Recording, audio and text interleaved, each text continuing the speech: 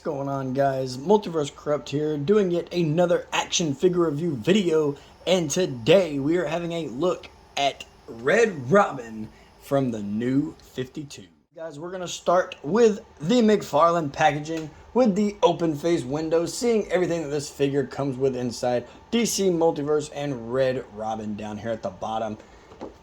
Red Robin right here on the side, DC New 52, and on the back is this good looking image of the figure itself. I will say this could just be a before and after picture of having his wings open and having his wings down. I have seen other videos how they're like, we don't see any like the bottom wings here, but I personally believe that this is a before and after open and close of the picture itself.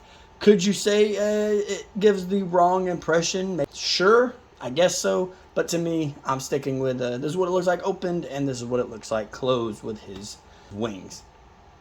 So as always, guys, there's nothing going on here on the side of the case, and nothing really going on at the top, and down here is the barcode for you guys here. So with all that said, guys, let's go ahead and rip Red Robin out of the packaging. A self-made hero in every sense of the word, Tim Drake deduced the real identity of Batman and auditioned for the role of his next partner.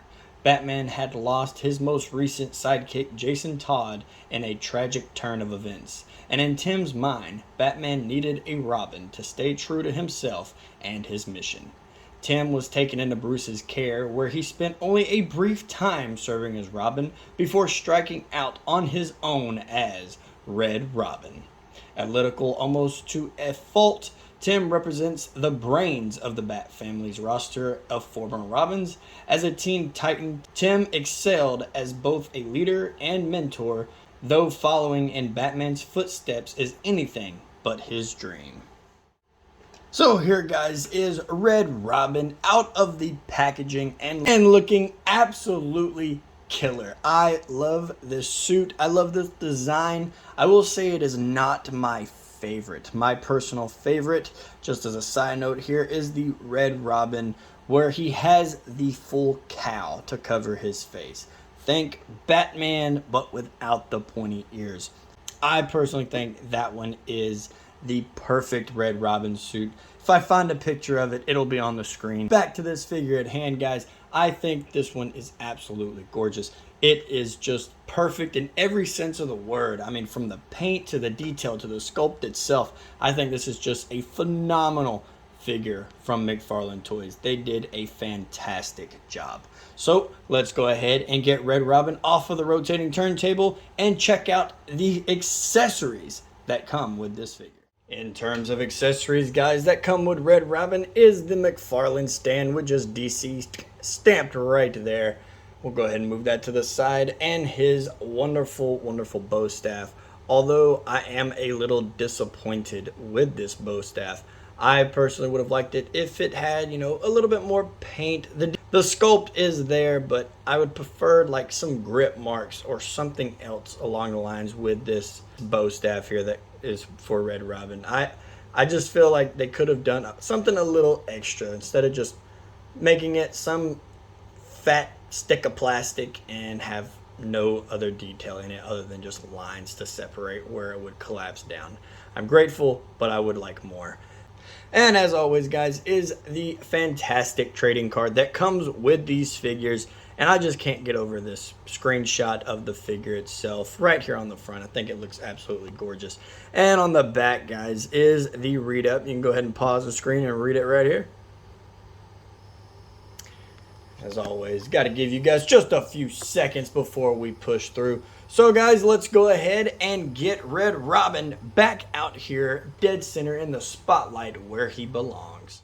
Now, before we get into the articulation, guys, I figured from now on, at this point going forward, I'm going to take just a little bit extra time with the figure itself just to admire the detail, the paint, and the sculpt all together. I feel like Mcfarlane works really hard on these figures, so it is best to dive deeper into the pool of figures. As for this figure, straight out of the gate is the face. The face, I think, is just beautifully done, but I do have a little bit of chippage going on right here. Actually, guys, I'm going to use his bow staff as a pointer. So right here on the tip of the nose is just a little bit of chip paint, but it's not going to bother me too much. Actually, I don't even think it is chip paint. It's probably just where they nicked his nose after painting his mask. As for the mask itself, guys, I think it is beautifully done. It's sharp, it's crisp, it's there, but I do see some flesh tone coming over onto the mask itself. Now, for the wide eyes, I am a sucker for the iconic wide eyes when it comes to my superhero figure. I grew up on the animated TV shows. Batman the Animated Series all had the white eyes when their characters were in a mask. So I am just a sucker for the white eyes. As for the body mold itself, guys, I think it is a job well done. I do love that the gadgets are going all the way throughout his bandoliers, wrapping all the way around his body and stopping just at his little jetpack going on back here. As for the back, we do have the jetpack that gives him a little extra thrust when he is soaring through the night sky. And of course, his wingspan is absolutely phenomenal. As for the lower portions, I do think that the paint all the way throughout this figure was a job well done. They really did knock it out of the park with this figure, with the sculpted boots down here at the side. And I can tell that they have the little ball in there, but they put the little cufflinks over it to hide that. So mad respect to Mcfarlane Toys with that. So let's go ahead, guys, and get into that beautiful articulation. As for how tall this figure stands, guys, he stands at about that classic 7 inches that Mcfarlane loves to do, and I still am a big fan of Mcfarlane being consistent with his scale. And for his wingspan, guys, he is about 11.5 inches wide. As for the rest of the articulation, guys, it is pretty standard and straightforward. He does have head articulation, going to be great for those flying and soaring poses. And he does look down all the way for those dark, brooding nights staring over the streets of Gotham. He is on a ball joint as well, so his head does rotate all the way around. As for his arm articulation, his arms go out about that far, and they go all the way around. The useful butterfly joint, as opposed to the useless butterfly joints we get sometimes from Mcfarlane. He does have a bicep swivel as well as double hinged elbows. His wrist is on that classic ball joint and hinge peg. His ab crunch does indeed crunch forward, more so than we've seen in a while when it comes to Mcfarlane Toys. He also crunches back, but I wouldn't go back too far because you will get the gap in between his torso. He also has his waist articulation that rotates all the way around. And his legs do articulate forward, but not so much back. His rubber buttocks gets in the way from going back. His knees are on that double hinge joint as well.